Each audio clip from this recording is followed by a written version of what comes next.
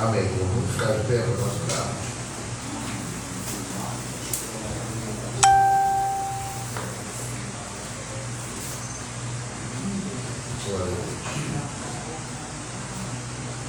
Maravilhoso Deus, eterno e glorioso Pai Celestial, te agradecemos, ó Deus, por este dia estarmos aqui na Tua casa. Senhor, muito obrigado por esta rica oportunidade que Tu nos concede, de nós aprendermos a Tua palavra, de podermos, ó Pai, meditar nas Escrituras Sagradas, ó Pai, e cremos, Senhor Deus, que essa direção que o Teu Espírito tem trazido aos nossos corações, ó Pai querido, elas produzirão para nós, ó Pai querido, frutos, ó Pai, que contribuirão, Senhor, para a nossa, Senhor Deus, vida eterna. Obrigado, meu Senhor, pela vida de cada um dos irmãos que já estão aqui nesta manhã. Senhor Deus, eu também apresento a Ti, Senhor amado, aqueles que porventura podem estar a caminho da Tua casa, que o Senhor possa trazê-los, ó Pai, em paz, em segurança, guardados por Ti, e que tenhamos, ó Pai, uma manhã de aprendizado, de instrução, meu Pai, ó Deus querido, de fortalecimento, meu Senhor, da fé da Igreja do Senhor Jesus Cristo. Assim, meu Pai, nós oramos a Ti, pedimos a Tua bênção, meu Pai, em nome de Jesus. Amém. Amém. Você pode sentar.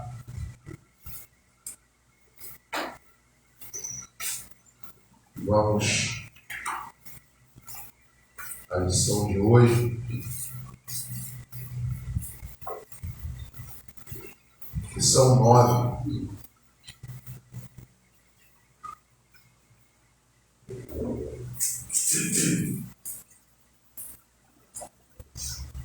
Lição 9.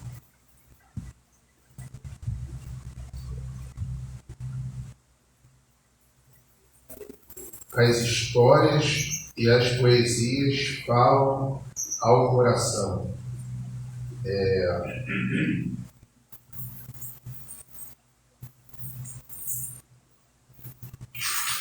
É interessante essa lição porque ela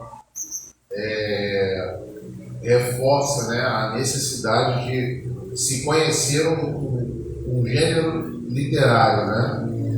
Isso é muito importante, irmãos, né? E conhecer um gênero literário na Bíblia, isso ajuda muito a compreensão do texto, né? Eu confesso, irmãos, que eu demorei um pouquinho para poder identificar isso, né? A gente demora um pouquinho para poder identificar, para conseguir identificar o gênero literário em que um texto está sendo escrito. Mas quando a gente consegue identificar isso ajuda demais, porque você identificando o gênero literário, fica mais fácil de você entender o que o autor está querendo passar com aquela informação. Qual é o objetivo, qual é a finalidade, né, daquele registro. Né? Então, a Bíblia ela tem histórias, né? No caso a gente vai falar sobre histórias e poesias. Né? Então você tem histórias, você tem poesias, você tem profecia, né? Que é uma literatura que às vezes fala de alguma coisa que vai acontecer, não é? Que a gente chama de literatura apocalíptica. Então você tem profecia, então é muito importante saber identificar esse gênero, né? E o Antigo Testamento, ele tem muitas histórias, né? Ele tem bastante poesia e bastante profecia, né? Então ele está dividido aí entre esses três gêneros literários: história, poesia e profecia. E é muito importante realmente entender isso, porque a história, ela é uma história, digamos assim, uma narrativa mais bruta, né? Uma narrativa mais, digamos assim, fria, acerca daquilo que está acontecendo. E a poesia, ela já permite, tá? A poesia ela permite com que o autor ele possa usar a sua imaginação, né? Então a imaginação do autor ela está aqui na poesia, né?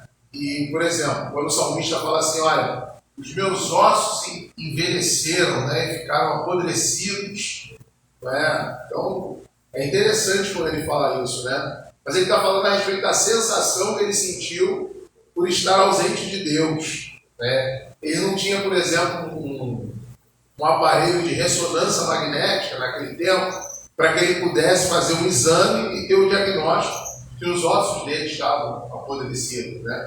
Então você vê que é uma linguagem poética, o autor, dentro daquela sensação que ele estava sentindo, ele vai expressar um estado, né, que envolve até a sua saúde, né, que são a respeito dos seus ossos. Então a poesia ela tem essa característica, né, onde o autor ele usa a sua imaginação para que ele possa descrever aquilo que está acontecendo. E a história não, a história já é uma coisa mais seca, bruta, é aquilo ali mesmo, né? Acabou e ponto final. Por exemplo, tem um texto, né?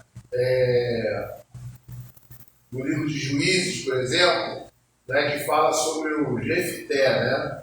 Que é um juiz que ele promete para Deus, a primeira coisa que sair ao encontro, né? Eu vou sacrificar. Então, durante muito tempo, né?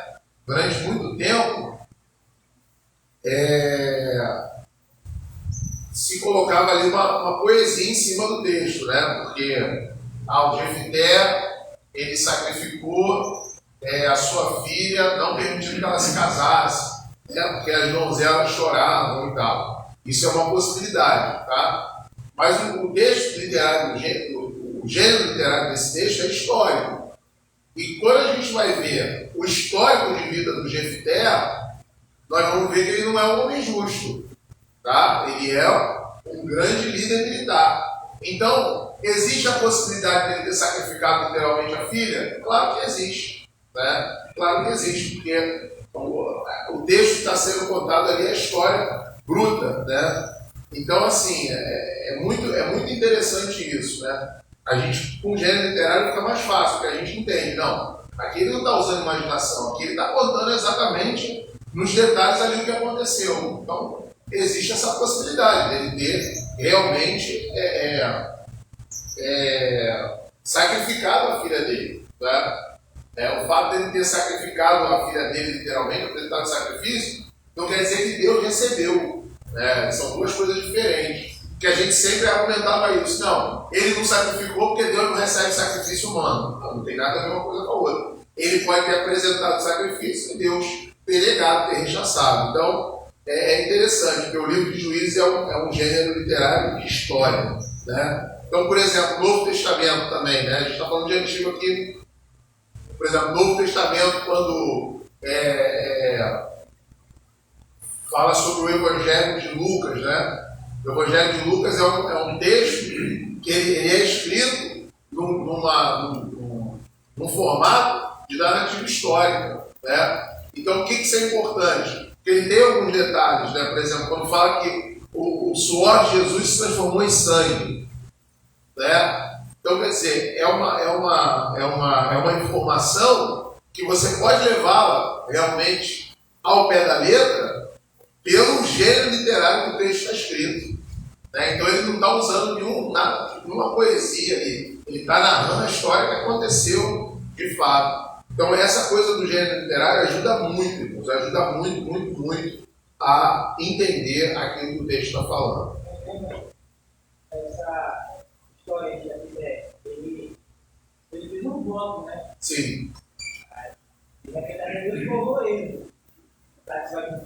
Eu não sei, né? Porque ele executou, né? Ele matou a filha. A história ele matou. Ele fez um voto que apareceu pela filha dele. Deu uma ação o sacrifício. Não, com certeza não. Mas o voto ele tem que cumprir. Entendeu? Eu digo assim, porque o histórico de vida dele, né? Não é um histórico bom. Entendeu? Não é um histórico de alguém que é fiel a Deus. E a gente vai ver ao longo da história bíblica, Deus usando, veja bem, é até complicado falar isso, que pode ser mal interpretado. Pode ser opcional, pode ser mal interpretado. Mas nós vamos ver, num propósito específico, Deus usando algumas pessoas infiéis também, num propósito específico. Está na lista de juízes, né?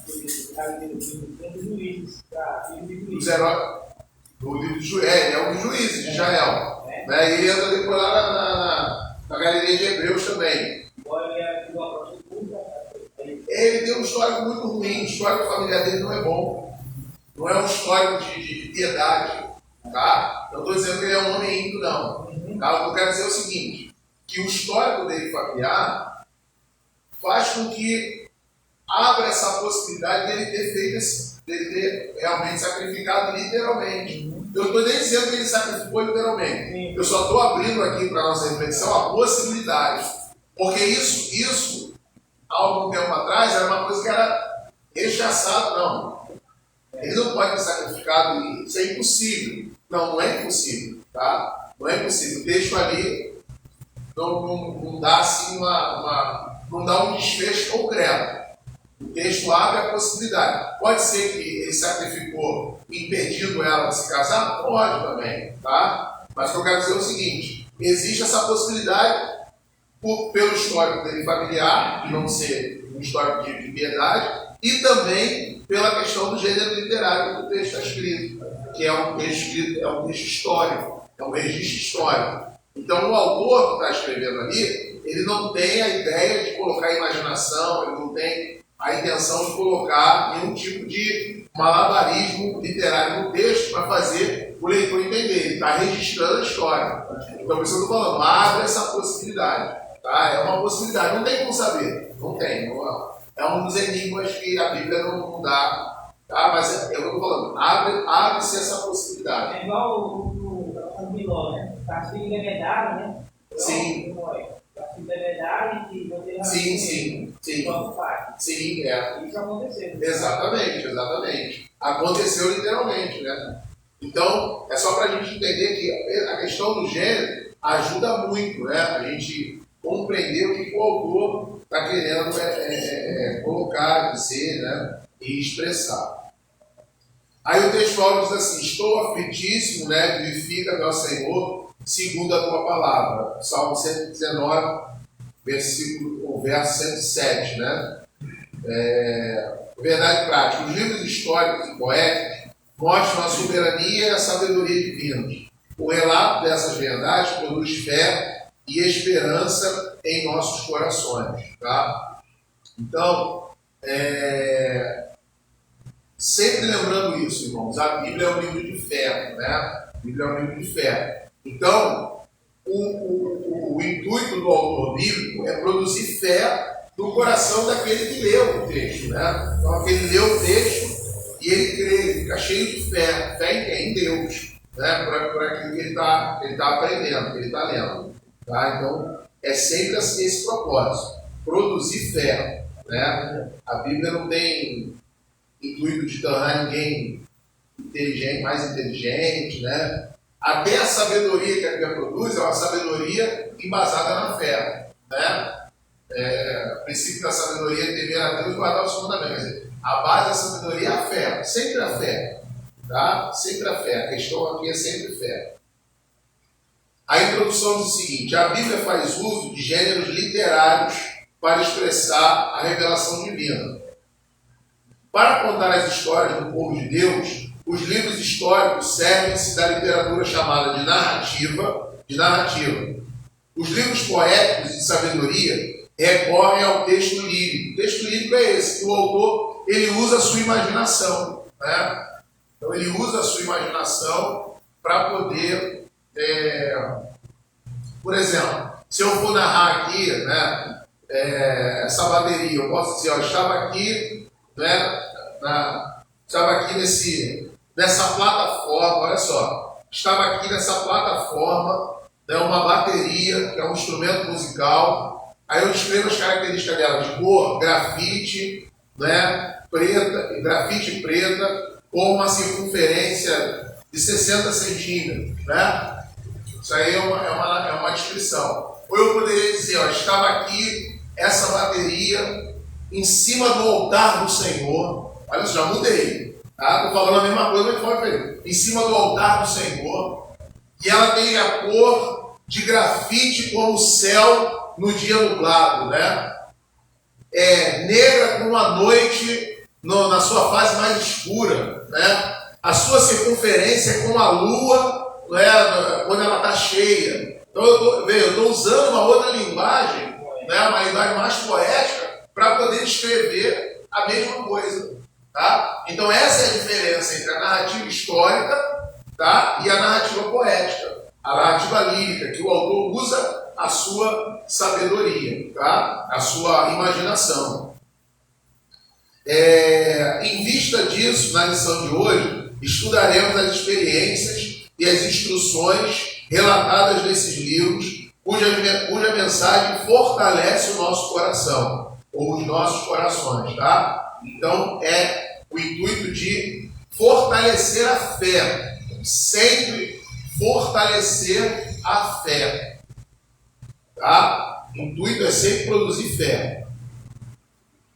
Tópico 1, as histórias do Antigo Testamento, os livros históricos, tá? Após a morte de Moisés, Deus chamou Josué para liderar o povo da conquista da terra prometida. As gerações seguintes, para assegurar a herança, disputaram espaço com outras nações. Os registros dessa experiência com Deus e da posse da terra são chamados de livros históricos. São um total de 12 volumes que retratam a história de Israel, desde a entrada em Canaã até o tempo de Esdras e Neemias, né? Então a entrada em Canaã é aproximadamente 1400 a.C., né? E o livro de Esdras e Neemias é em 400 a.C. Então, o período de Josué, tá, até Esdras, de 1000 anos que se passa, aproximadamente, tá bom?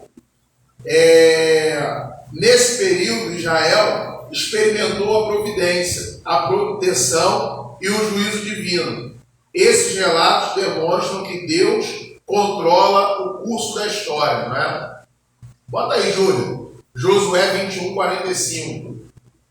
Então, os livros históricos do Antigo Testamento, eles começam em Josué, tá? E vão até Esdras. Então, tudo aquilo ali é relato histórico, né? Josué 21:45 diz: palavra alguma falhou de todas as boas palavras que o Senhor falara à casa de Israel. Tudo se cumpriu, tá? Então, a história de Israel é uma história completa. Nada falhou, né? Nada falhou. Então, é um período aí aproximado de 1000 anos que foram acontecendo, né, diversas coisas. Eu estava vendo esses dias, sexta-feira, e aí eu estava ouvindo um arqueólogo falar o seguinte, né, que até o século XVII, né, quando se falava no livro de Daniel, muitos críticos, né, questionavam o livro de Daniel, porque não se tinha achado arqueológico, né? Por exemplo, a Babilônia, não se achava a Babilônia, né, nas escavações arqueológicas. Né? Até que no final do século XVII, do século XVIII, começou-se a achar vestígios arqueológicos da Babilônia. Aí achou-se, né, uns tijolos, tá, com a inscrição do nome Nabucodonosor. A arqueologia achou esses tijolos. Depois a arqueologia achou uma lista com os reis da Babilônia. E é interessante, né, que o último rei da Babilônia, nessa lista que a arqueologia achou, é Nabonido, tá? E o texto lá de Daniel diz que o último rei, quando a Pérsia invadiu a Babilônia, era Belsazar, né? Aí olha só que coisa interessante, se achou uma tábua com as orações de Nabonido. E nessas orações de Nabonido, ele pede ao Deus que era cultuado na Babilônia, que era o Deus Marduk, para que o Deus Marduk pudesse proteger o seu filho primogênito. E lá na inscrição está Ben-Ur Araxá e é Belsazar, né? Só que aí, tudo bem, tem o rei tem um filho primogênito com esse nome, mas só que o texto diz que ele era o rei, né, da Babilônia.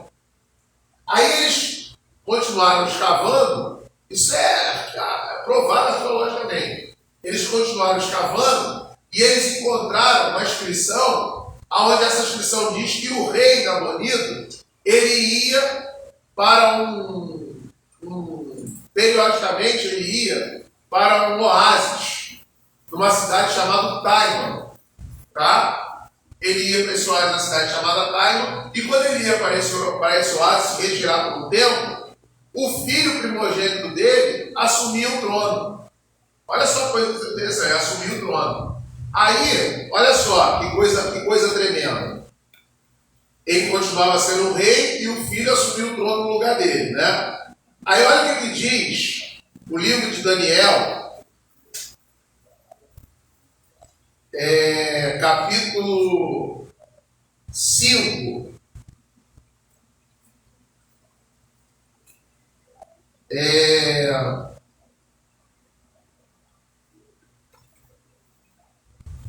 Daniel capítulo 5.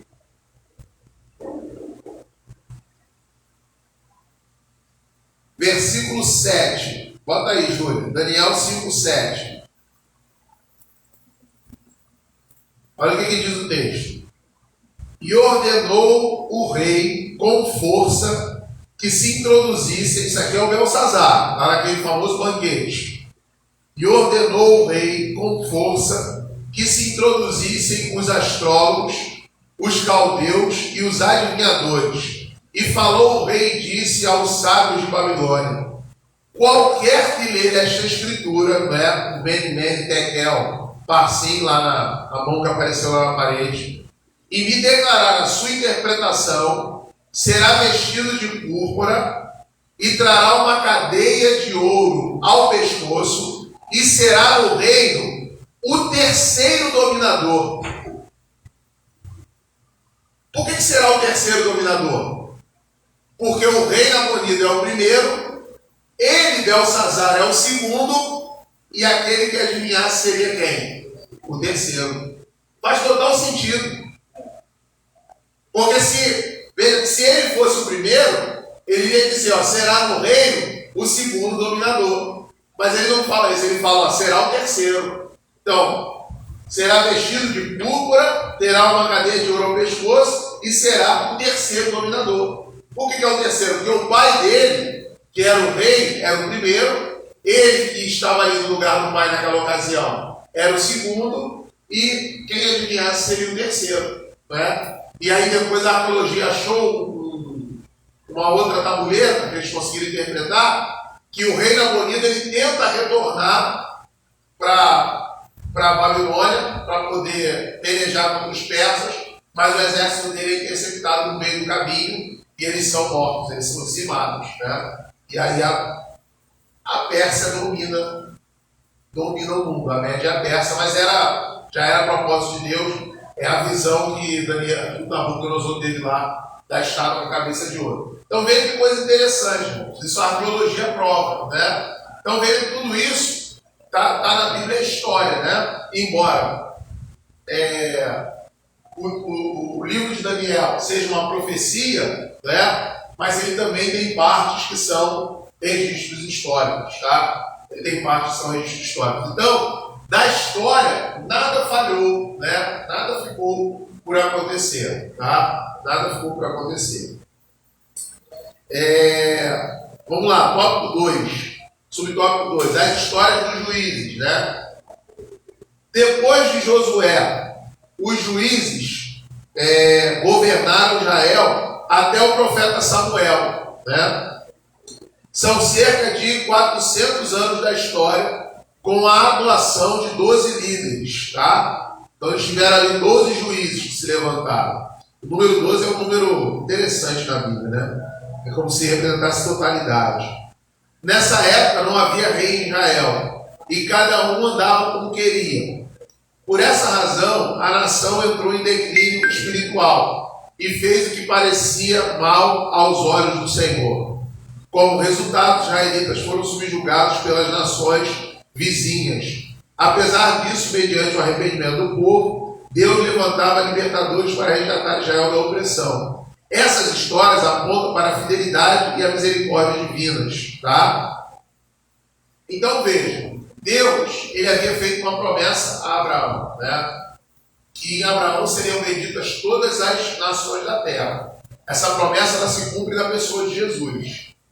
Então Deus, ele vai trabalhar ao longo da história para quê? Para que o povo de Israel não seja dizimado, né? Para que o povo de Israel não seja extinto, para que não acabe o povo de Israel, né? Por isso que sempre vai ser conservado um remanescente fiel que vai buscar a Deus, e Deus sempre vai ouvir esse remanescente fiel e vai enviar ali o socorro, o livramento, a libertação. Por quê? Era fundamental que esse povo permanecesse para que na plenitude dos tempos deles viesse o Messias, o Salvador, né? O Senhor Jesus Cristo. Tá? Então, nos dias dos juízes, embora cada um fizesse, né, aquilo que era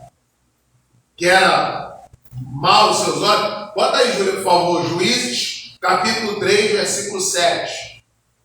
Juízes 3, 7. Né? Juízes 3, 7.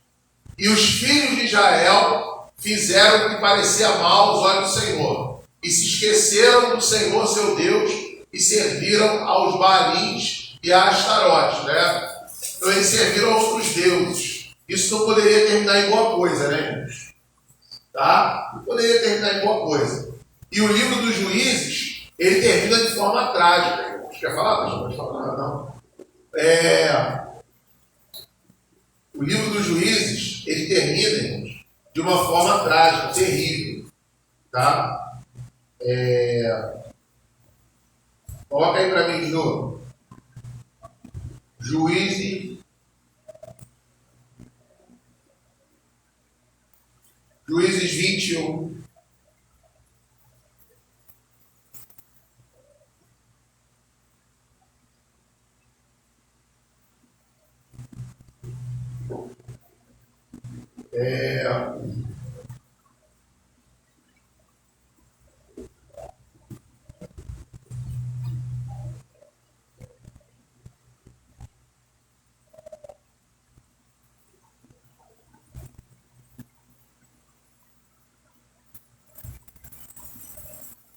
Juízes 21.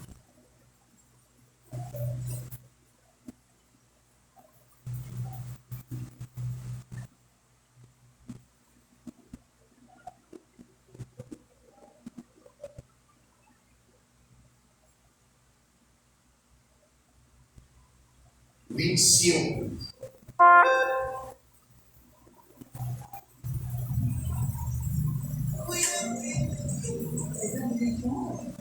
Juízes capítulo 21, versículo 25. Também, hoje, veja a minha dia, que vinte Israel ao irmão. Hoje, ideal, derivar ainda porque eram mais 18.000 homens, todos do que mataram a espada. Então, a vida é feita. Não, versículo 25, missionário. 21, 25? Naquele dia não havia rei em Israel, cada um fazia o que parecia bem aos seus olhos. Exatamente. Então veja, ele termina trágico, né? Isso aqui vai terminar bem? Cada um fazendo o que acha que está certo. Tá? Então termina trágico, né? É uma tragédia. Só que Deus tem uma promessa para esse povo, né? Esse povo que está mergulhado na lama, Deus tem uma promessa para eles. Então Deus vai fazer com que essa promessa se cumpra. Tá? Deus vai fazer com que essa promessa se cumpra. E Deus sempre vai trabalhar a favor deles. Para quê? Para restaurar. Por isso, quando eles se arrependem, o que Deus faz? Vai lá, levanta o libertador, e esse libertador vai lá libertá-los. Uma coisa interessante é que se nós lermos o versículo 24 também, leia o 24, pastor, por favor. Nesse mesmo tempo, os filhos de Israel partiram dali, cada um para a sua tribo e para a sua família. Assim voltava cada um para a sua herança. Então veja, outra coisa interessante. Não havia unidade do povo nessa época. Eles estavam espalhados, cada um estava do seu lado. Tá? Eles não tinham unidade. Quando a gente fala assim, no livro de Juízes, o povo de Israel foi assolado. Sim, é o povo de Israel, mas se a gente ler o texto com mais atenção, nós vamos ver que geralmente é uma tribo. É uma tribo sozinha que está sendo ali oprimida e ninguém faz nada. É interessante, mesmo do início dele, do capítulo 1, né? Que aqui fala, respondeu o Senhor a Judá, subirás, eis que entregarei. Capítulo 1. Depois da morte de Josué, os filhos de Israel consultaram o Senhor, dizendo: quem dentre nós subirá primeiro aos cananeus para pelejar contra eles? Respondeu o Senhor: Judá subirá, e eis que entregarei a terra na sua mão. Aí assim, então disse Judá, é para deixar o dividido. Ele vai pedir uma união que parece que Rubem, né? Então disse Judá a Simeão, seu irmão: sobe comigo, a sorte que me couber, pelejamos contra os cananeus, e eu também subirei contigo, a sua sorte. E Simeão foi com ele, eles estavam separados, ele convidou, sobe comigo. Exatamente. Só que eles estavam divididos, não havia unidade entre eles. Né? E o próprio Jesus falou que o reino dividido não subsiste, né? Não vai a lugar nenhum. Então, assim, isso não poderia terminar em boa coisa. Né? Só que Deus tem uma promessa e Deus vai fazer essa promessa se cumprir ao longo da história. Tá? Aí, depois do tempo dos juízes, é o subtópico 3 que nós vamos ler agora, também vem a história dos reis. Né? Se nós pararmos para analisar, também é um tempo difícil, né? de trevas espiritual. Né? Embora eles tenham ali alguns reis que são piedosos, são fiéis ao Senhor, mas é um tempo difícil também para esse povo. Né? Aí diz assim o subtópico 3 da revista: por volta do ano 1050 a.C., Deus constituiu Saul como rei de Israel. Porém, Saul fracassou. Então Davi foi escolhido e recebeu a promessa de um reino que não teria fim. Salomão lhe sucedeu e após a sua morte o reino se dividiu. Israel no norte e Judá no sul. Né? Ambos os reinos rebelaram-se contra Deus e foram para o exílio. Em 722 a.C., Israel foi conquistado pelos assírios. Em 586 a.C., Judá caiu diante da Babilônia. Contudo, em 539 a.C., cumprindo sua promessa, Deus restaurou o trono de Davi. E do reino de Judá, a esperança messiânica se cumpriu em Jesus. Essas narrativas mostram que os planos de Deus, os planos do Senhor, não podem ser frustrados. Então veja, Saul, né, é o primeiro rei, né? Primeiro rei de Israel. Até interessante, né? Minha filha me perguntou: pai, Saul, quem escolheu o rei Saul como rei? Eu falei: o povo. Aí eu falei: não foi o povo, foi Deus, né? Realmente foi Deus. O povo escolheu ter um rei, né? Mas quem escolhe Saul, quem indica Saul, é o Senhor, né? Só que ele fracassou, né? Ele fracassou. E aí depois Deus vai levantar Davi. Davi, ele faz algo tremendo, que ele vai unificar Israel. Esse propósito da unidade, ele está sempre presente, né? Ele vai unificar. Então, por exemplo, o povo de Israel, quando Deus envia Moisés, eles haviam se unido para aclamar o Senhor. E Deus enviou Moisés, né? Depois, eles, na liderança de Josué também consegue mantê-los juntos para que eles possam tomar a terra prometida, né?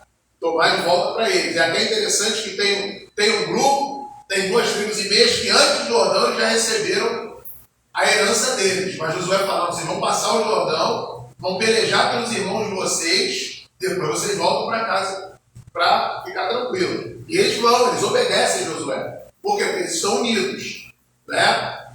Aí vem o tempo dos juízes, eles se difundem de novo, eles se separam de novo. E aí, no tempo de Davi, Davi vai unificá-los de novo, né? Davi os une novamente. Davi une eles novamente. Davi morre, Salomão assume. No tempo de Salomão, né, eles estão unidos, mas eles estão doidos para se desunir. Por quê? Porque os encargos impostos por Salomão para a construção do templo são encargos muito pesados. Tá? Então eles já não estão aguentando mais. Só que eles têm o quê? Uma esperança. Qual é a esperança deles? O templo vai acabar de ser construído e aí vai voltar tudo ao normal. Né? Só que o filho de Salomão, em vez dele aliviar a cobrança dos impostos, ele pesou mais ainda. Então, ele deu start numa rebelião.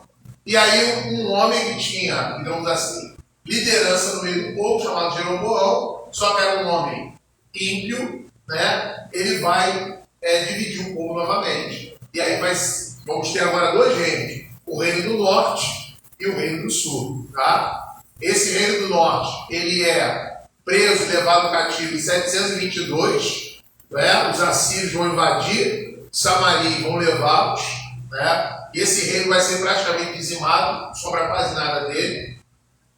Sobra ali um outro gato pingado, né? E o reino do sul vai cair em 586, né? Depois de Cristo, quando a Babilônia vai invadir e vai levá-los, tá? Então, só que Deus tem uma promessa, né? E aí o que Deus vai fazer? Confirmando a promessa que Deus fez a Abraão, né? E que Deus retificou ali com Davi novamente, Deus vai levantar novamente a descendência de Davi, né? Através de um homem chamado Zorobabel, que é um homem da casa de Judá, né? E esse Zorobabel, que está na Babilônia, ele vai trazer todo mundo de volta para Jerusalém, tá? E aí eles voltam para Jerusalém novamente, para poder dar continuidade na história de Israel e na promessa que Deus tem preparado para a vida deles, tá? Mas a gente vê assim que é uma história de altos e baixos o tempo todo. E totalmente dependente da graça de Deus. Tá? Não tem nenhum tipo de apoio no mérito do povo. É dependência da graça de Deus. Ou seja, Deus favorecendo o povo de Israel para que a promessa se cumprisse sem que eles tivessem merecimento. Tá? Então isso é igual hoje também. Se a gente parar para analisar, a nossa história, a história da igreja, a nossa história de vida, é uma história de altos e baixos. A promessa que Deus tem para nós, ela vai se cumprir? Vai se cumprir. Mas vai se cumprir apoiada na graça, não no nosso mérito. Porque se fosse apoiado no nosso mérito, a promessa não se cumpriria. Tá? Não se cumpriria. Então aqui ele faz aqui um panorama do Antigo Testamento, né? O panorama da história de Israel. Bem? Aí depois, nós vamos aqui agora para os livros poéticos. Tá? Livros poéticos e livros de sabedoria. Poético e sabedoria. É interessante, só voltando aqui, que os reis fiéis, na sua grande maioria, eles são descendentes de Davi. Tá? Então os reis da tribo de Judá. Exatamente. Tá? Embora, irmãos, a gente não pode descartar isso, a visão bíblica é uma visão que a gente chama de visão judaíta. Tá? Então quem conta a história bíblica é sobre a visão judaíta, sobre a visão dos homens da tribo de Judá. Tá bom? Então, a história bíblica, ela não se preocupa muito, né? Principalmente depois ali do primeiro livro dos Reis ali, não se preocupa, segundo livro dos Reis, né? Então, os primeiros capítulos do segundo livro dos Reis, não se preocupa muito com o Reino do Norte, né? Nós não temos muitas informações assim do Reino do Norte. Nós temos mais informações do Reino do Sul, porque é uma visão judaíta da história dos reis, sempre uma visão judaíta, tá? Então, os reis fiéis, eles sempre provêm de Judá, né? Sempre provêm de Judá. Os reis lá de Israel, eles são, não são fiéis, não. Pelo contrário, eles são infiéis, o autor bíblico sempre usa essa expressão, né? Andaram no caminho que seu pai Jeroboão primeiro, né? Então, sempre botam Jeroboão lá como um símbolo de impiedade. Jeroboão e Jezabel, Acabe, né? Eles fazem sempre essa comparação. Exatamente. Os livros poéticos e de sabedoria do Antigo Testamento. Tá? Os livros sapienciais e poéticos. Livro sapiencial é livro de sabedoria. Tá? A palavra sapiencial, ela tem a ver com isso, com sabedoria. Então, por exemplo, o Salmo 1. O Salmo 1 é um salmo sapiencial. Tá? Embora ele tenha uma linguagem poética, mas ele é um salmo sapiencial. Né? Então, bem-aventurado o varão que não anda segundo o conselho dos ímpios, que não se detém no caminho dos pecadores, nem se assenta na roda dos escarnecedores. Né? Antes tem o seu prazer na lei do Senhor, na sua lei medita de dia e de noite. Ou seja, é um salmo de sabedoria. Né? O que ele está querendo mostrar? Que aquele que faz aquilo ali que o salmista está dizendo, vai ser sábio, né? Vai ter sabedoria. Né? Vai ser como ímpio, vai ser como justo. 5 livros do Antigo Testamento são chamados de escritos sapienciais e poéticos, porque ensinam a sabedoria por meio da poesia ou da prosa. Tá? A prosa é a história narrada. Tá? Então é aquela coisa que eu falei, da bateria grafite, o negócio preto, não sei o quê, isso é a prosa. Tá? São eles Jó, Salmos, Provérbios, Eclesiastes, Cantares de Salomão. Eclesiastes foi escrito quase todo em prosa, né? Ou seja, ele foi escrito quase todo com uma narrativa histórica. E os outros livros foram redigidos em sua maioria de forma de poesia. Então, Salmos, Cantares, né? Jó, é mais uma forma de poesia, né? De modo geral, a prosa retrata o modo como normalmente falamos, né? Então, nós falamos geralmente em prosa, que a gente conta a história como ela foi mesmo. E a poesia expressa sentimentos e pensamentos mediante versos que atingem o intelecto e as emoções, né? O intelecto e as emoções. Na Bíblia, esse gênero literário trata da aplicação da verdade divina à experiência humana. Refere-se à sabedoria prática mais que teórica, né? Então, por exemplo, lá a questão da poesia, que toca as emoções, né? O salmista fala, lá no Salmo 139, né? Olha, o Senhor me entreteceu, ou seja, me teceu quando eu ainda estava no ventre da minha mãe, né? Quando meus ossos não tinham forma, o Senhor já me conhecia. Né? Então, aquilo ali desperta, né, a emoção humana, essa maneira de falar. Né? Você fica emocionado com a forma dele falar. Né? Olha, para onde eu vou da tua face? Né? Para onde eu vou esconder do teu... Se eu colocar minha cama no céu, o Senhor está ali. Mas se eu também colocar lá no inferno, lá o Senhor está. Né? Então ele está querendo passar uma mensagem. Nada foge dos olhos de Deus, mas ele usa uma linguagem poética, que desperta realmente a emoção do leitor. O leitor fica lá, Jesus amado, que coisa maravilhosa. Você se envolve com aquela história. Por isso que, em geral, o que é muito comum as pessoas falarem na igreja? Eu gosto muito de ler o livro dos Salmos. Até mesmo, né, a pessoa que não é cristão, que que não tem a prática de frequentar a igreja, leitura bíblica, não, o livro dos Salmos eu gosto de ler, eu entendo com mais facilidade. Por quê? Porque é uma leitura, é uma literatura que desperta a emoção humana.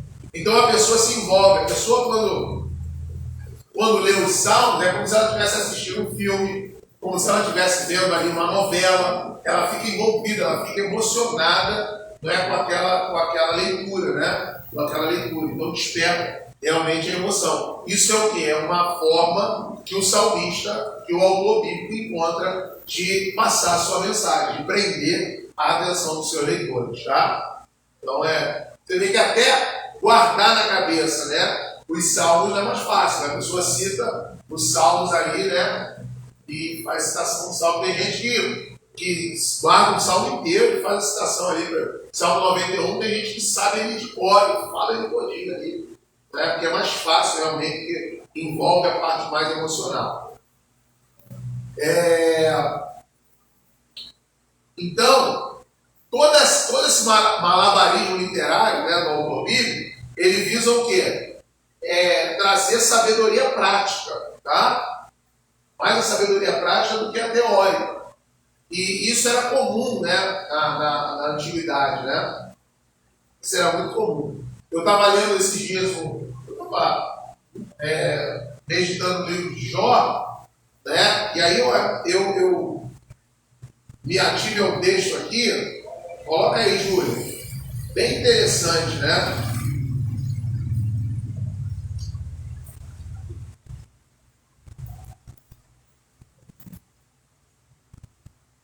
Coloca aí para mim, Júlia, vou tirar aqui a referência. Espera aí. Jó 22, Júlia. 15 e 16. Coloca aí. Olha que coisa interessante. Jó 22, 15 e 16. Acredita-se que Jó, ele seja um patriarca, né? Assim como foi Abraão, né? E ele tem vivido no tempo patriarcal. Olha que coisa interessante. Jó 22, 15. Porventura, consideraste a vereda do século passado, que pisaram os homens iníquos. Olha aqui, volta aqui, já volta. A vereda do século passado. Então, assim, ele está falando de um tempo distante, mas não tão distante assim, né? Volta 16. Eles foram arrebatados antes do seu tempo, sobre o seu fundamento. Um dilúvio se derramou. Não é? Então, olha que coisa interessante. Partindo desse princípio, né, que Jó é um patriarca, é possível que Jó, não é, tenha vivido não muito tempo depois de Noé.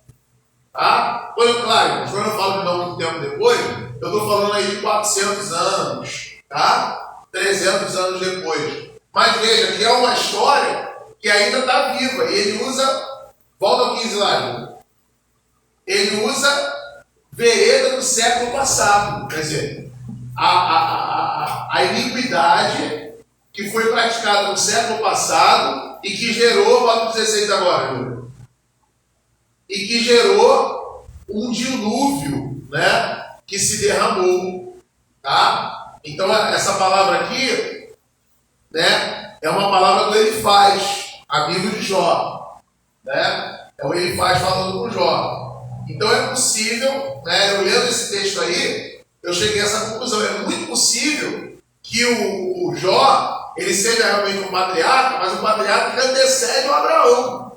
Seja um patriarca ali que viveu, de repente ele pode ter vivido até 150 anos, mais ou menos, depois do dilúvio. Levando-se em consideração que os homens viviam 130 anos, o próprio Jó viveu 130 anos, não é muito tempo, irmãos. É uma geração anterior. Tá? É uma geração anterior. Então, esses livros, eles sempre buscam o quê? Gerar sabedoria. Então, qual é a intenção do Elifaz aqui nesse texto? Fazer-se entender que aqueles ímpios, eles poderiam ter vivido mais. Volta lá ao verso 15, Júlia. Não, desculpa, volta ao 16, desculpa. eles foram arrebatados, ou seja, eles foram tirados da terra antes do tempo. Tá? Sobre o seu fundamento de luz se derramou. Ou seja, se eles não fossem ímpios, eles teriam vivido mais tempo. Só que a vida deles foi abreviada por quê? Por causa do pecado. Oi? Exatamente. É isso que o Elifaz está falando. Tá? Então o Elifaz está dizendo o seguinte: eles poderiam ter vivido mais. Mas como se achou iniquidade neles, o que Deus fez? Abreviou o tempo de vida deles. E aí um dilúvio se derramou sobre eles e ceifou a vida deles. E não foi exatamente o que aconteceu lá no livro do Gênesis? Né? Então, assim, ele está querendo aqui mostrar que o homem, se ele andar na iniquidade, ele pode abreviar os seus dias de vida. Tá? Ele pode diminuir os seus dias de vida. Por causa do quê? Do pecado, da iniquidade, daquilo que Deus não se agrada. Né? Então, esse texto eu achei bem interessante quando eu li esse texto aí. Né? E essa informação eu achei bem interessante. O livro de Provérbios já expressa essa questão da inocência dele, do pensamento, que os dias serão prolongados. Exatamente. Na verdade, essa ideia do livro de Provérbios também está aqui no livro de Jó. Tá? Porque, por exemplo, quando os amigos de Jó, eles falam para Jó, confessa teu pecado que o problema resolve. O que eles estão querendo dizer? Jó, se você confessar o pecado e se consertar com Deus, esse mal vai ser apartado de você vai viver muitos anos. Então é essa ideia da fidelidade gera longevidade. O pecado gera abreviação, maldição. A ideia é essa. A literatura de sabedoria, ela sempre está baseada nessa ideia, né? Nessa ideia. O outro texto que eu estava vendo também, interessante, coloca aí, Júlia, Jó 19:7.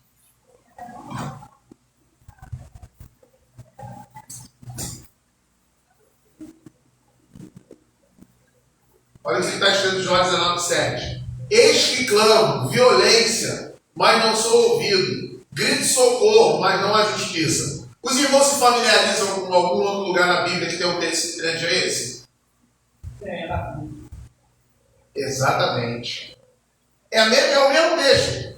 Tá? Bota aí, Júlia, Abacuque.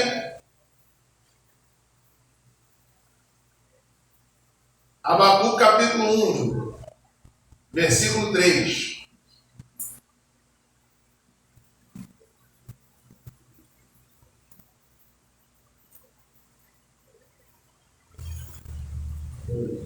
Versículo 2, aliás. Até quando, Senhor, clamarei eu e tu não me escutarás? Gritarei violência e não salvarás. Irmãos, é o mesmo texto. É o mesmo texto. Tá? Com certeza, o profeta Abacuque, quando ele diz isso aqui, ele está pensando lá no Jó 19. Por quê? Porque a ideia expressada aqui em Abacuque é a mesma do livro de Jó. Parece ser uma poesia também. Mas é uma poesia. Exatamente. A ideia aqui é a mesma. Tá? Qual é a ideia aqui? Senhor, por que o justo está sofrendo? Tá? Por que o justo está sendo afligido? Por que o justo está padecendo? Né? Por que o Senhor ainda não fez alguma coisa para poder retirar o sofrimento do justo? Tá? Então é sempre tentando expressar uma sabedoria prática. Né? Esse texto é muito interessante isso aí. Né, do Abacuque. Mas vamos voltar aqui.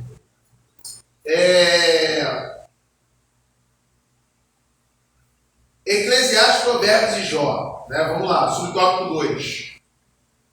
O tema de Eclesiastes está na frase: e tudo vaidade, tá? De Eclesiastes 2, indicando a enfermidade da vida humana. Por isso, ao final, o autor declara que o sentido da vida é teme a Deus e guarde os seus mandamentos. O tema de Provérbios afiança que o temor do Senhor é o princípio da ciência, né? Da sabedoria. Ensinando que observar os princípios divinos nos faz pessoas sábias. Portanto,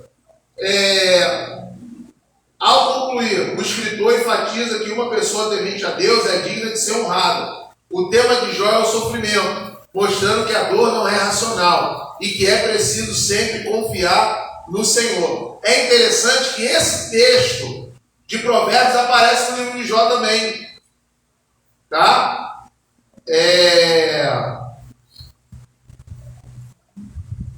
Esse texto de Provérbios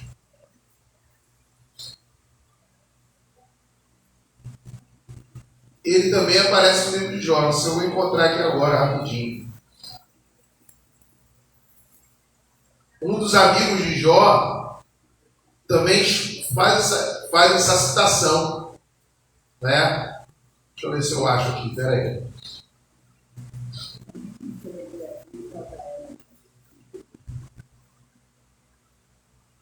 Deixa eu ver se eu acho rapidinho aqui.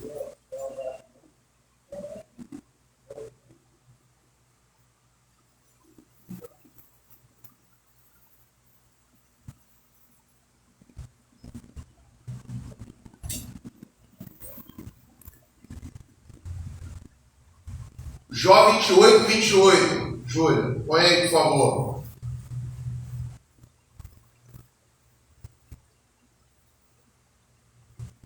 Mas disse ao homem: eis que o temor do Senhor é a sabedoria, e apartar-se do mal é a inteligência. Tá? Isso é um princípio da literatura sapiencial, da literatura de sabedoria. Veja que a sabedoria que é ensinada por esses livros é sempre uma sabedoria que ela está baseada na fé. Ou seja, para o autor bíblico, não existe sabedoria sem temor de Deus. Então, se você não é um homem temente a Deus, você não é sábio, por mais conhecimento que você tenha. Essa é a ideia que eles querem passar. Jó, Provérbios, Eclesiastes, né? Sempre que eles fazem essa citação, então veja que esse texto aí ele aparece no livro de Jó, ele aparece em Provérbios, né? Ele aparece no livro de Eclesiastes. Está sempre com essa ideia que a sabedoria verdadeira ela está ligada ao temor de Deus. A fé, sempre a questão da fé. A fé é a base, é o fundamento. Tá? A sabedoria se trata pelo alto confiável, como fala que a sabedoria do alto está... Exatamente, está ligada a isso, né? Se alguém tem falta de sabedoria, peça a Deus. Ele não fala, ele poderia dizer, se alguém tem falta de sabedoria, busque os livros, né? Mas ele não fala isso, peça a Deus, que ele dá a qualquer um, ele ainda fala isso, né? Ele dá a qualquer um, quer dizer, ele não faz acepção cultural, intelectual, não. O que chama a atenção dele é a devoção, é a fidelidade, né? É a fé. São tempos distintos, não é assim, a sabedoria. Exatamente, mas a ideia é a mesma, né? A ideia, o princípio que é estabelecido por Deus é o mesmo, né? Não muda, tá? Então, isso é interessante. Portanto, ao concluir, o escritor enfatiza que uma pessoa temente a Deus é digna de ser honrada. O tema de Jó é o sofrimento, mostrando que a dor não é racional, o que é preciso e que é preciso sempre confiar no Senhor, né? Então, esses livros, né? Eles têm essa maneira de expressar, tá? Literatura de sabedoria. Lá no mundo antigo existiam outros livros de sabedoria, né? Que também eles utilizavam ali para os homens, né, entenderem que eles eram sábios, né? Mas a Bíblia também tem a sua literatura, né, de sabedoria. É muito interessante, irmãos, que Jó, Provérbios, Eclesiastes, eles têm ali a mesma base, é escrito, a ideia que passa por esses livros é a mesma. Embora são desdobramentos diferentes da história, né? Jó está falando de um povo específico, né? Eclesiastes também está falando da experiência passada, né, por alguém, né? E Provérbios uma série de conselhos, né? Mas a ideia que está ali, presente, é a mesma, assim. Assim como essa ideia, né, dos livros de sabedoria, eles estão ligados. Os livros de profecia e os outros eles também fazem essa ligação? Também tem uma. Eles têm uma. Como é que se diz? A gente costuma dizer, né? A questão do fio da meada. Eles têm uma ligação. Entendeu? As expressões usadas pelos profetas, né? A maneira do profeta falar, se colocar, né? Da palavra vir até ele, eles têm uma ligação. Eles têm uma ligação. Quando você lê as profecias, você vai entendendo uma ligação entre esses livros, né? Embora eles profetizam em épocas diferentes, né? Eles profetizam para uma situação diferente, né? Tem profeta que profetiza para o povo de Israel, tem profeta que profetiza para outras nações, mas você vai ver que existe ali, passando ali por aqueles livros, tem uma ideia, tem uma base, né? E que você vai, quando você consegue identificar essa ideia base, você consegue ter uma compreensão melhor do que o texto quer dizer. Isso acontece também com o livro da lei. Acontece com o livro da lei, acontece com a profecia, acontece com o evangelho, acontece com as cartas de Paulo, né? Por exemplo, você tem as cartas de Paulo, você tem as cartas da prisão, né? Então, nas cartas da prisão, Paulo tem uma maneira própria de falar, porque ele está preso, né? Ele está preso, né? Então, você consegue identificar, assim, ter uma compreensão melhor. Quando Paulo ele vai para um lugar, um teatro, onde o grego, ali para alguém, as pessoas mais inteligentes, as pessoas mais sábias. Os filósofos da época, Eles chamam ele de falador. Isso. Assim, é um lugar de pessoas que têm muito entendimento, muita sabedoria. Ele vai para um lugar, na verdade, que Paulo fala. É como ele mesmo fala, fique sábio para ganhar o sábio.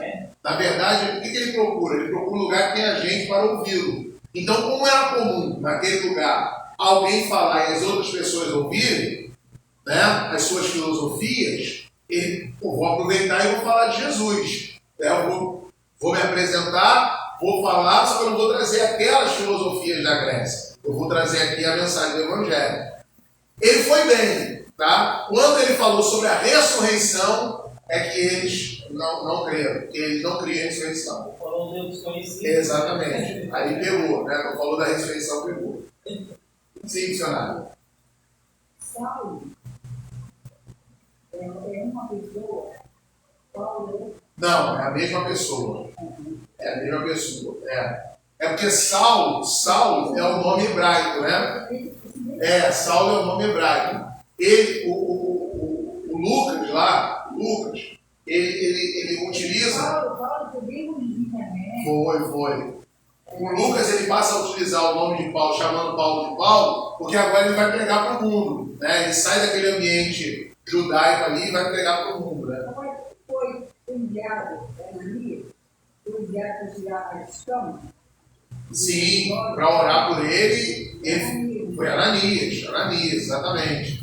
Ananias foi lá, Ananias era um discípulo, e o Senhor Jesus falou com ele: Ananias, vai até ele, você vai orar, né? E vai tirar as escamas. Veja que coisa interessante. A irmã tocou num ponto aqui interessante.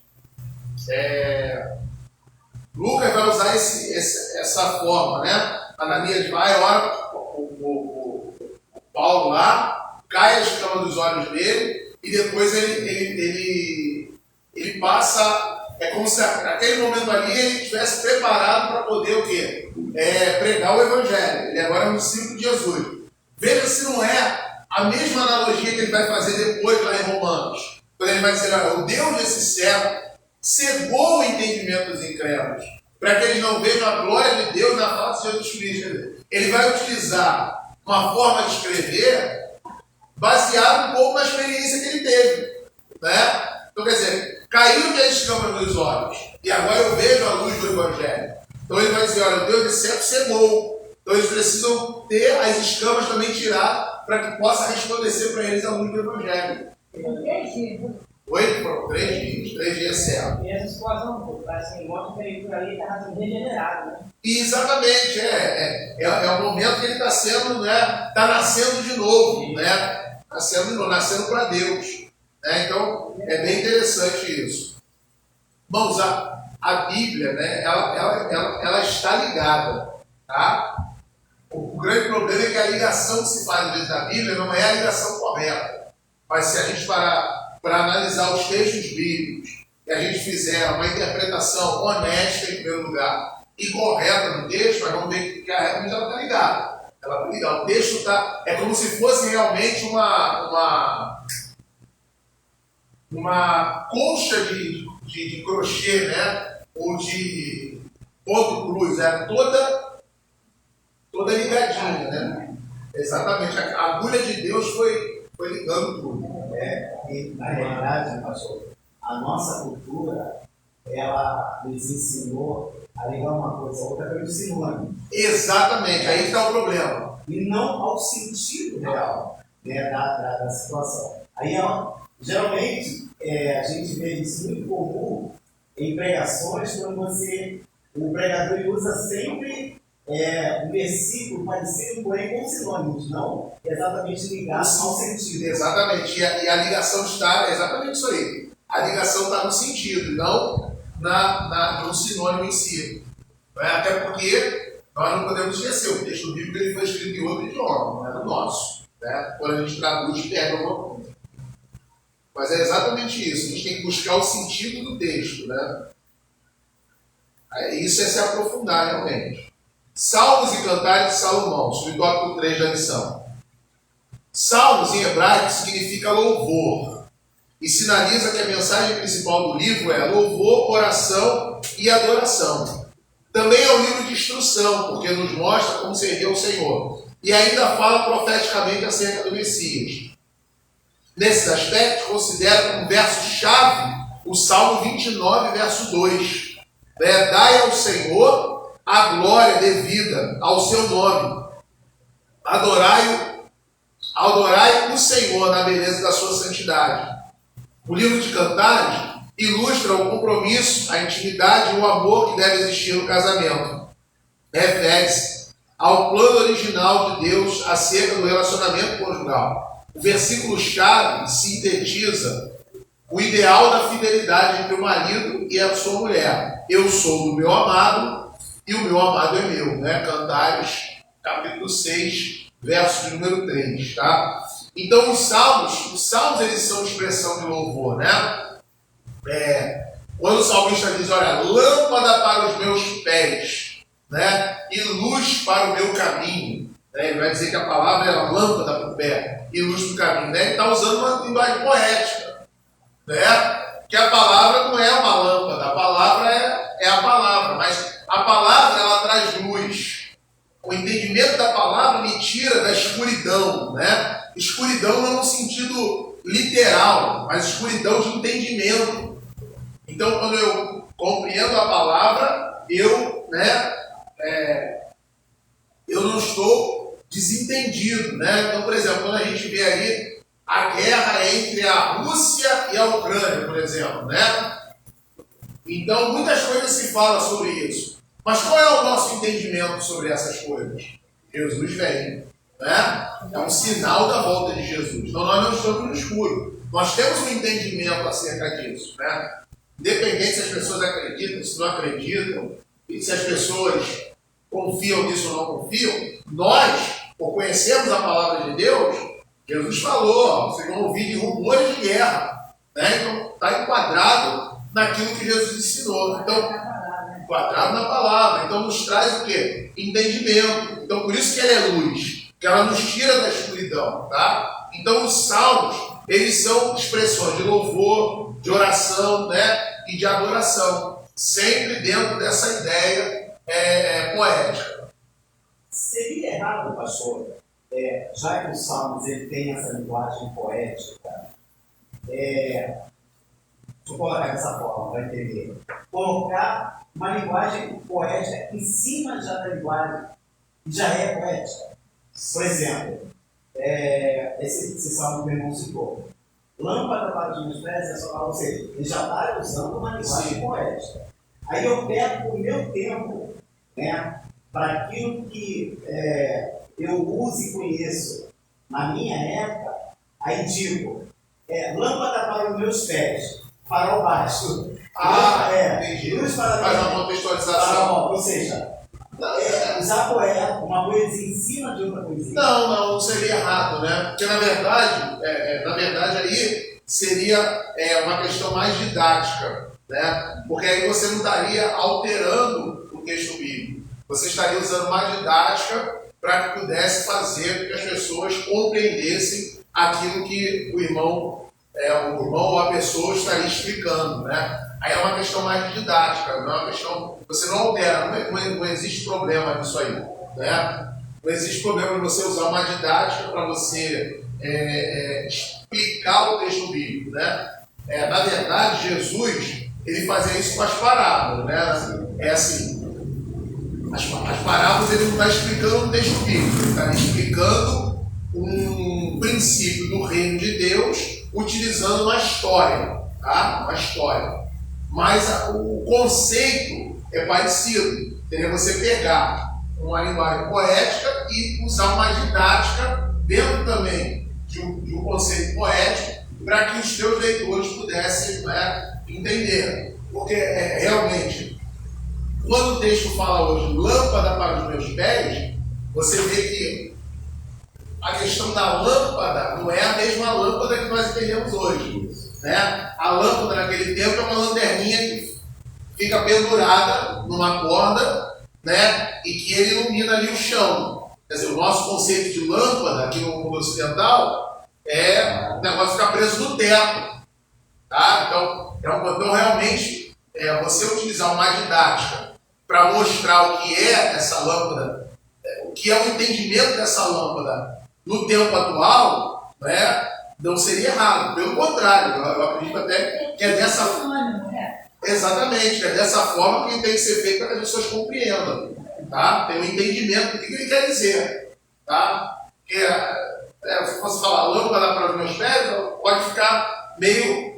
Lâmpada no alto, mas quer dizer, será que ele está se referindo a um lugar que tem várias lâmpadas e ilumina o caminho? Não, ele está se referindo a uma lanterninha que ele tinha lá pendurado com fogo dentro, uma lamparinazinha, né? Ele tem lá um potinho lá, com fogo dentro, que ele ilumina lá o caminho. Esse é o entendimento. Então, o ideal é esse, é você fazer realmente essa aplicação para o contexto atual para que as pessoas possam compreender. Né? Senão, é o que o apóstolo Paulo fazia. É o que Paulo fez com a questão do Deus conhecido.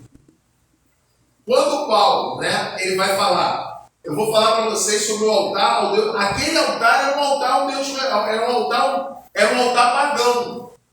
Não era um altar para Jesus, era um altar pagão. Só que ele vai utilizar aquilo ali e vai fazer uma aplicação para aquele tempo para que eles possam entender o que é o Evangelho. Né? Então, eu acho que isso deve ser feito, na verdade. Eu acredito até que existam poucas pessoas com essa habilidade para fazer isso. Falando de planta, né, para os seus pés, também no interior, né? No interior mesmo, né? Como é no rua, entendeu? Você já experimentou andar no caminho, na estrada. Muito escuro, né? Você é capaz de você colocar o pé, pegar um buraco. Então, realmente, a gente mesmo tem visão física, você não vê nada. Entendeu? Então, esse jeito aí, né? Como você está falando, aí você vai para a visão, sim. para o entendimento. Exatamente. A questão, o cerne do texto é esse. É a questão do entendimento. É a luz ao entendimento. É essa sabedoria prática que o salmista ele quer passar. Ou seja, você precisa ter entendimento. Né? E esse entendimento partindo do quê? De Deus. Não basta só você ter o entendimento partindo, né, do mundo. Né? João 3 é até um texto bem interessante em relação a isso. Né? Quando Jesus fala para Nicodemo, você é mestre e você não consegue entender essas coisas.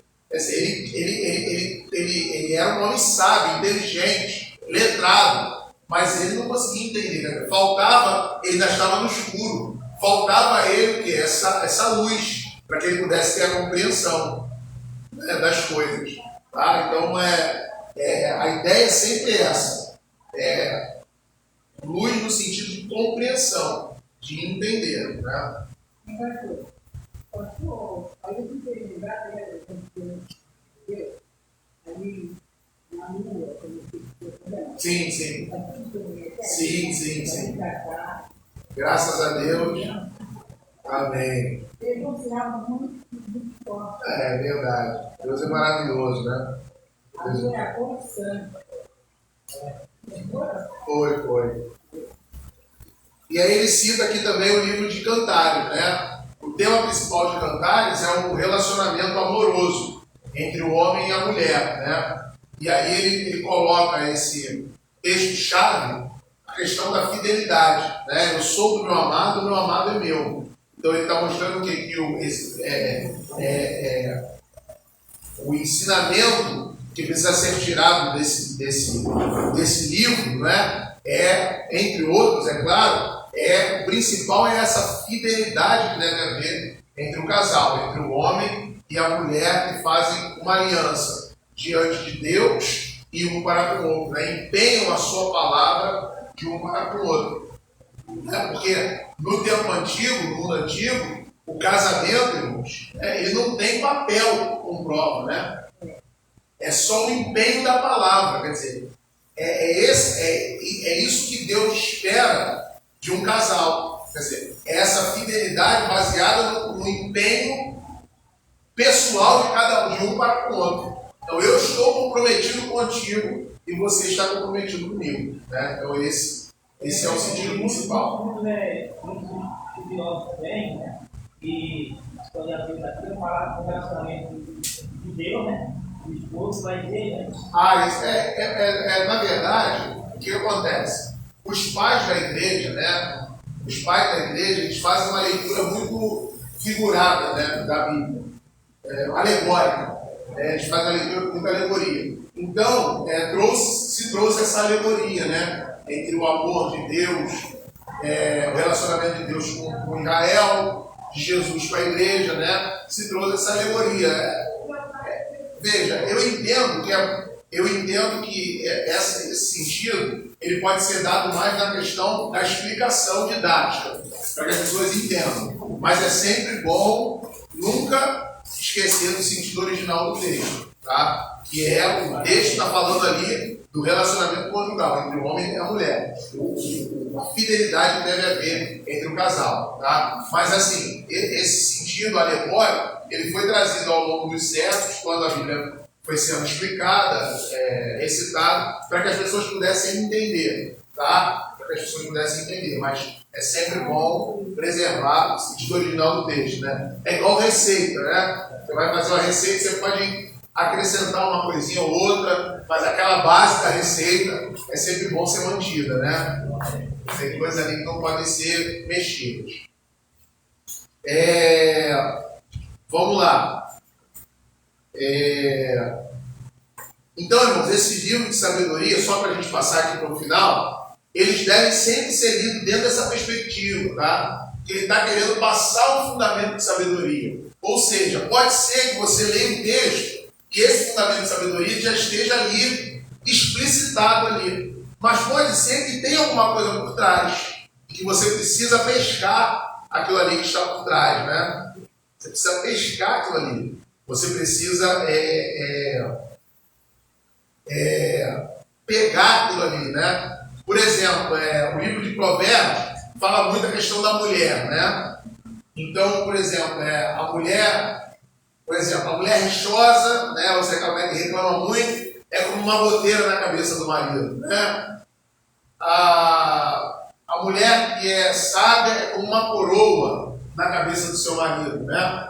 Por que o livro de Provérbios ele lembra tanto esse comportamento da mulher? Porque ele mesmo, o livro de Provérbios, também fala que a mulher sábia edifica a casa, ou seja, é a mulher que põe a base da casa no sentido da família. É a mulher que põe essa base. É a mulher que põe esse alicerce, não é o homem, é a mulher. ela que põe a base, né? Tem algumas irmãs que ficam até chateadas, às vezes, quando eu converso com as irmãs e falo isso. É a mulher, quem põe essa base é a mulher, não é o homem. Tá? Não é o homem, é a mulher que põe essa base. Então é por isso que o livro de Provérbios ele elenca alguns comportamentos da mulher. Para quê? Para que essa mulher ela possa colocar o quê? Essa base. Então, não é para falar que a mulher é isso, que a mulher é aquilo, que a mulher é aquilo. Nada disso. É apenas para dar o entendimento seguinte, que essa mulher, através da sua sabedoria, que consiste nesse temor a Deus, ela vai colocar o quê? A base do seu lar. É a mulher que coloca a base do lar. Né? Na cultura judaica, quem ensina aos filhos é a mulher, não é o homem, não. É a mulher que senta e ensina a lei para os filhos, ensina a Torá, ensina ali a ler. É a mulher que faz isso. É claro, é um contexto social diferente do nosso. Né? O trabalho da mulher naquele tempo, ele está restrito à casa, à dedicação da família. Não é como aqui no Ocidente, por exemplo, que a mulher sai para trabalhar fora. Não existia isso. Tá? Mas veja, dentro desses princípios, tá? E é o que nós temos que pegar e guardar, são os princípios. Então, a mulher, ela precisa entender essa sua responsabilidade de colocar a base, né? A estrutura.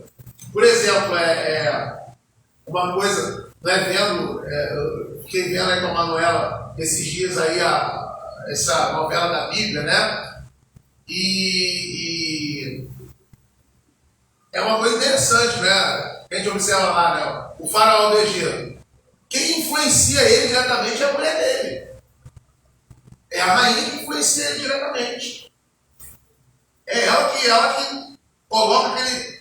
Vai lá e acende aquele estupinzinho na mente dele para ele poder agir. Você vê que ela é mulher, ela não usa espada, né? Ela não usa ferramenta de guerra, ela não sai para batalha, nada disso. Mas ela tem um papel fundamental na condução. Não é ela que dá ordem, né? As coisas, mas ela tem um papel fundamental. Eu agora me lembrei aqui até desse Cláudio Duarte, né? Ele tem dessa mensagem dele que é interessante, é muito engraçado, irmão. E é assim mesmo que acontece, né? Ele falando que a mulher chega na festa, aí a mulher vê outra mulher com um vestido igual dela, né? Aí ela fala assim, meu Deus, aonde essa peste comprou um vestido igual o meu, e ainda mais magra do que eu, né? E aí o homem chega na festa, também com um terno, e os outros homens estão iguais a ele. Aí ele fala assim, pô, aí galera, legal, né? Está tudo padrão, né? Está tudo legal. Aí a mulher fala assim, quer ir embora, né? Quer ir embora. Aí ela chega para o homem e fala assim, ó, eu quero ir embora. Então você vai lá agora no meio deles e você vai gritar, amor, vambora que eu quero ir embora dessa festa. Aí ele contando, né? A mulher fala assim pro cara, o cara, meu Deus, vou perder essa oportunidade? Ah, ou nada, né? Aí quer dizer, o cara chega lá no meio dos amigos e fala assim, amor, vamos embora pra casa. Aí ela, mas por que, amor, nós vamos embora? Não, vamos embora, não gostei dessa festa. Aí, então tá bom, vamos embora. Aí vão embora, né? E aí vão no carro, os dois felizes da vida, né?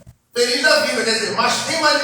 Ele saiu, né? Grandão do negócio, né? Os amigos dele, pô, esse camarada aí cara, tem moral em casa mesmo com a mulher, né? Mas quem manipulou a situação toda foi ela. É isso que o livro de Provérbios ele quer ensinar. Que é a mulher que coloca, irmãos, essa base. E é verdade. É a mulher que coloca essa base, né? Se a mulher ela realmente tiver essa sabedoria, irmãos, não tem marido que não faça o que ela quer.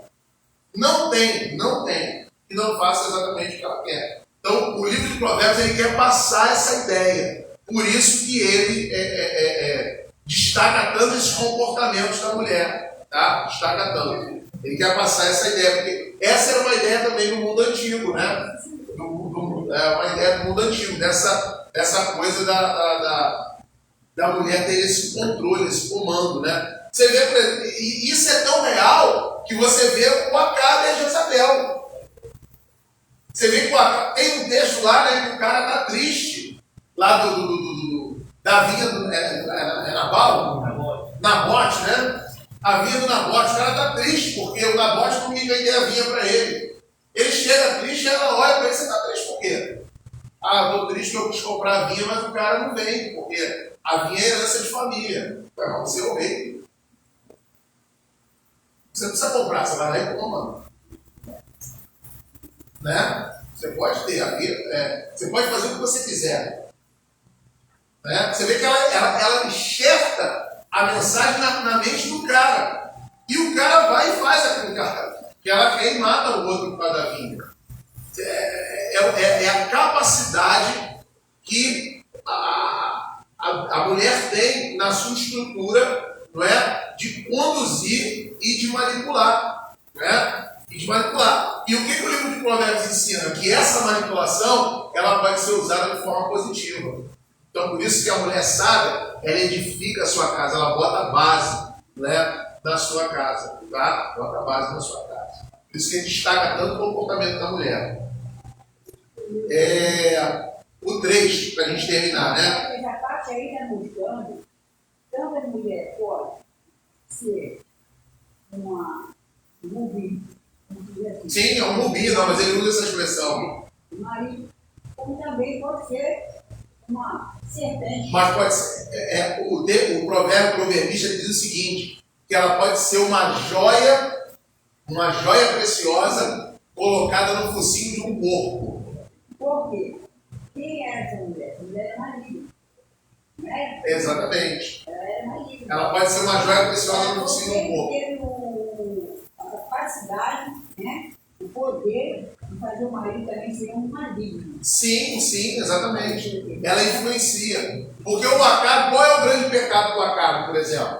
O grande pecado do Acabe é que o Acabe ele se influencia muito fácil pela mulher dele negativamente. Ou seja, a influência que a mulher dele exerce sobre ele não para refletir. Pô, mas eu estou infringindo os mandamentos de Deus ou não? Ele não para ter essa reflexão. Ele vai com tudo, né? Vai com tudo. É o homem sempre diz que a mulher mais fraca, ela já foi. Não, o homem é mais fraco.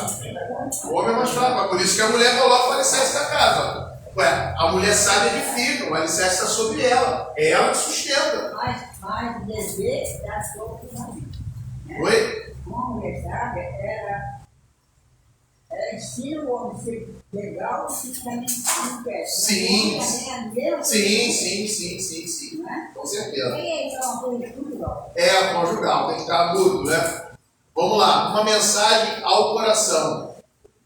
Uma mensagem de soberania, né? Então, a história e a sabedoria tem essa mensagem de soberania, tá, irmãos?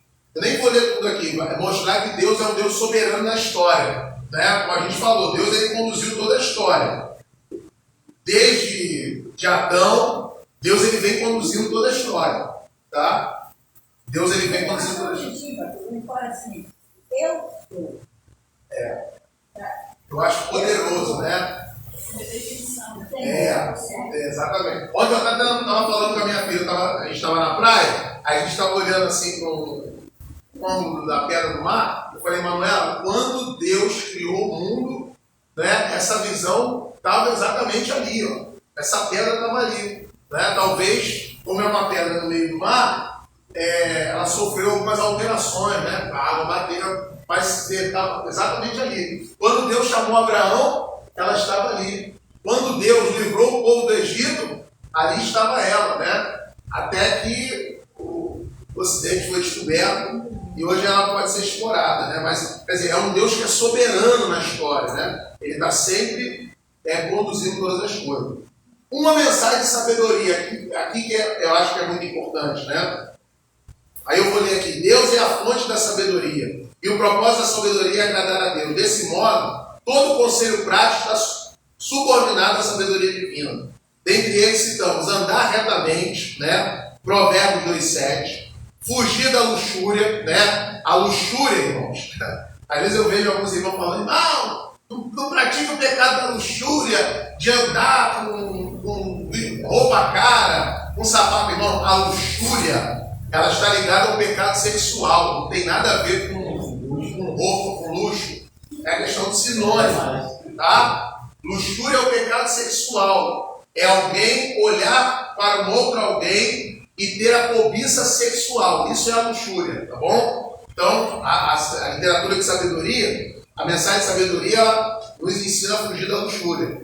Não ser preguiçoso, tá? A preguiça também não agrada a Deus. Manter boa reputação. Tomar cuidado no falar, tá? Tomar cuidado no falar. Não confiar no dinheiro.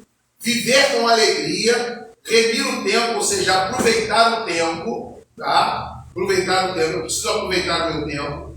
Manter a integridade. Aceitar a repreensão, tá? Então, não podemos esquecer que Deus, Ele corrige e disciplina aqueles a quem Ele ama, né? Tem gente que não aceita, Deus repreende ele e fica bravo, né? Chora e faz bico, diz que não vai mais para a igreja. Irmão, não adianta nada. Deus continua sendo Deus e você vai continuar sendo criatura. Eu preciso aceitar a repreensão. Preciso aceitar, tá? Confiar só no Senhor e desfrutar do seu verdadeiro amor, né? No entanto, essas ações não devem ser observadas de forma legalista. Elas devem ser o resultado do toque divino no coração humano. Quem quer ser visto de forma legalista? Eu fazer isso visando ter retribuição.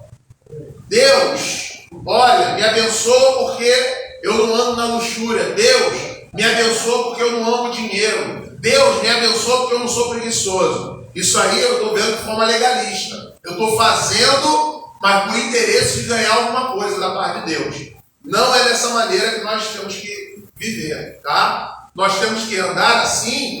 E por que o autor aqui da revista está destacando isso? Porque dentro da literatura do mundo antigo, ali da ideia da literatura sapiencial, existe muito isso, é a questão da teologia que a gente chama de teologia retributiva.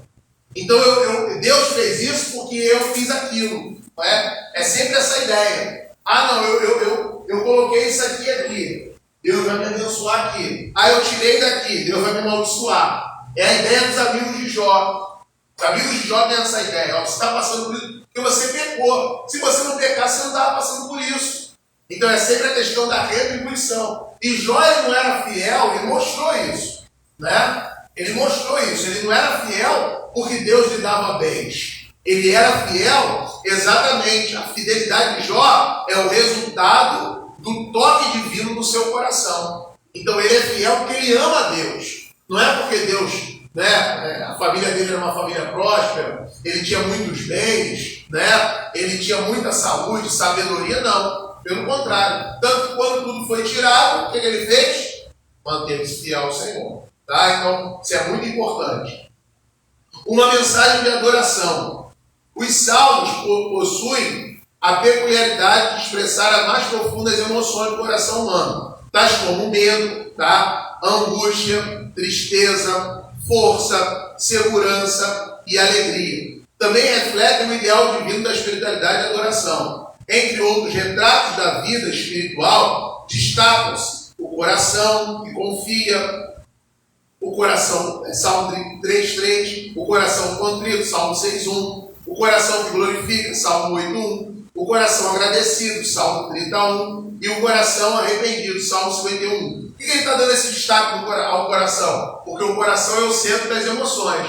E como o Salmo reflete, né, o aflorar das emoções humanas, nada mais do que mostrar as características desse lugar. A fim de manter a verdadeira adoração em todas as circunstâncias da vida, o salmista descreveu a conduta por ele adotada. Escondi a tua palavra onde? No meu coração, né, para eu não pecar contra ti. Né? Então, eu escondo a palavra no centro das emoções humanas para que eu não venha cometer pecado contra Deus. Né? É o Salmo 119, verso 11. Tá? Então, os salmos eles nos ensinam realmente a adorar a Deus. Como é que eu devo adorar a Deus?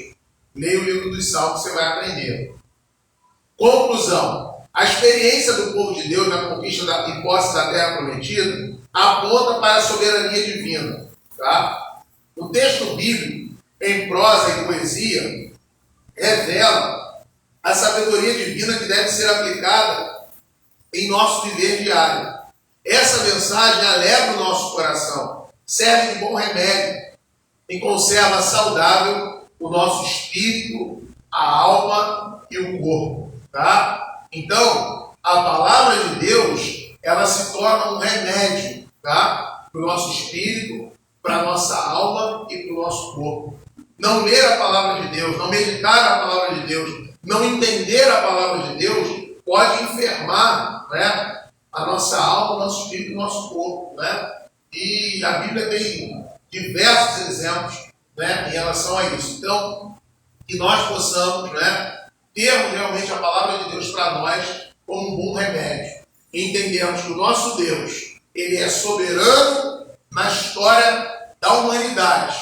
E quando nós falamos de história da humanidade, quando você fala assim, Deus é soberano na história da humanidade, não diga isso se excluindo dela, como se estivesse dentro do filme. Quando você fala Deus é soberano na história da humanidade, fale isso entendendo que você faz parte dela. Então, se ele é soberano na história da humanidade, ele é soberano na sua história.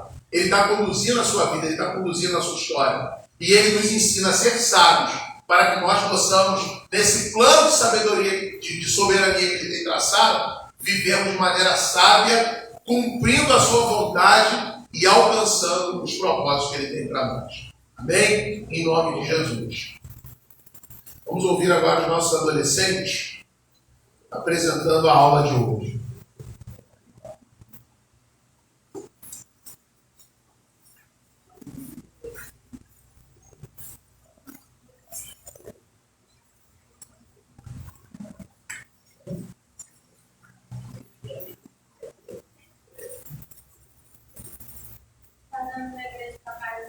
Amém. Vamos apresentar a nossa aula que foi ministrada hoje, que teve o tema da lição como o que os profetas disseram. E a nossa referência bíblica, Segunda-feira, capítulo 1, versículo 21. que diz assim: Pois nenhuma mensagem profética veio da vontade humana, mas as pessoas eram guiadas pelo Espírito Santo quando anunciavam a mensagem que vinha. Aleluia! Amém. Glórias a Deus! A mensagem não é... Não, a mensagem não é da vontade humana, né?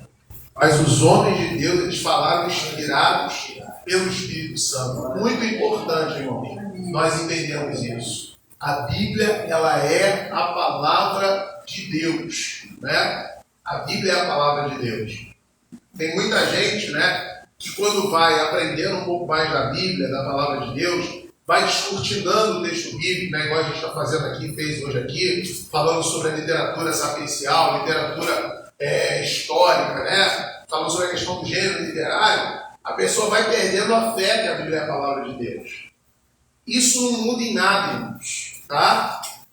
Eu saber discernir se é uma poesia, se é uma prosa, se é uma prosa, se é escrito em verso, se é poesia, isso não muda em nada, tá?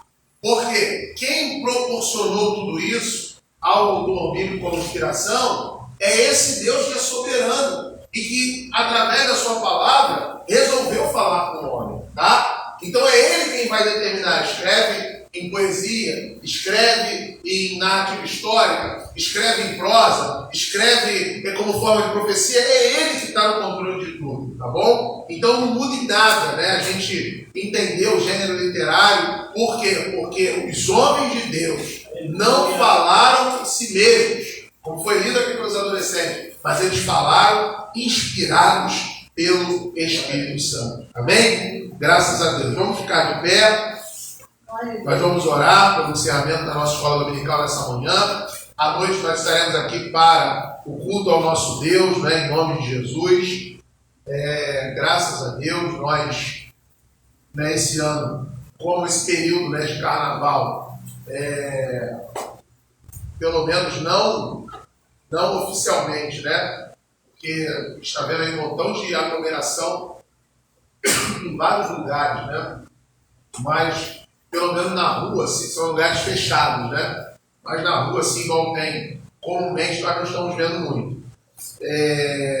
Então, isso não alterou o nosso trabalho, nossas programações, e à noite nós vamos estar aqui normalmente para cultuar a Deus e agradecer ao Senhor, né, pela vida dos nossos irmãos que fizeram aniversário no mês de fevereiro. Amém? Em nome de Jesus. Feche seus olhos, nós vamos orar. Maravilhoso Deus, eterno Pai Celestial, Senhor, nós te louvamos, ó Pai, nesta manhã, Senhor, e te agradecemos por esta oportunidade maravilhosa, por estas aulas, ó Pai, Senhor Deus, da Tua palavra que nós recebemos aqui, Senhor, que nos trouxe instrução, conhecimento, meu Pai, Senhor Deus, que nos, Pai bendito, aperfeiçoou mais ainda, Senhor, para que nós possamos, ó Pai, aleluia, Deus querido, te conhecer, te servir melhor, meu Deus, e principalmente, meu Pai, aplicar esse conhecimento, meu Deus, aos propósitos soberanos que o Senhor tem nas nossas vidas, ó Pai. De maneira, Senhor Deus, que nós possamos obedecê-los, praticá-los, Senhor, e vivê-los, ó Deus, para a glória do Teu santo nome. Senhor amado, agora eu peço a Ti que o Senhor nos leve em paz, nos leve em segurança, meu Deus, para os nossos lares, que tenhamos, ó Pai querido, um restante domingo todo ele, meu Pai, na Tua gloriosa presença, Senhor. E se Tu permitires, ó Deus, à noite, nós possamos estar aqui na Tua casa para Te adorar, meu Pai, para Te louvar, para engrandecer o Teu nome, meu Pai, e para podermos, Senhor Deus, aleluia, oferecermos a Ti, ó Pai, um culto, meu Deus, que agrade, Senhor amado, o Teu coração. Pai querido, muito obrigado. Abençoa, Senhor Deus, também os nossos irmãos, Pai amado, que irão acompanhar essa aula, Senhor Deus, através da live, através, Senhor, do Facebook. Pai querido, que o Senhor possa abençoá-los, tocá-los, curá-los, restaurá-los e falar, Senhor Deus, profunda e poderosamente aos seus corações. Meu Deus querido, assim, meu Pai, nós oramos a Ti e Te agradecemos por tudo, Senhor, em nome de Jesus. E que a graça de nosso Senhor e Salvador Jesus Cristo, o amor incomparável de Deus, o nosso Pai, e que a comunhão e a consolação do Espírito Santo seja com todo o povo de Deus aqui presente, e que a igreja do Senhor Jesus reunida nesta manhã diga amém. Graças a Deus, que Deus nos abençoe.